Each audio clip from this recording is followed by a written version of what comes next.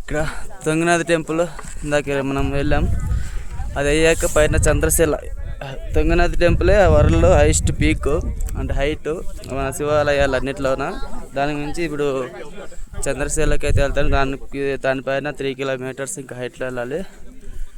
మొత్తం ఫాగు నిండిపోయింది. బ్రీతింగ్ కూడా చాలా కష్టంగా ఉంది.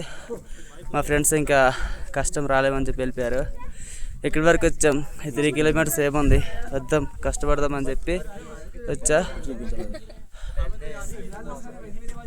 హర హర మహాదేవ్, హర హర మహాదేవ్. మొత్తం ఫాగ్.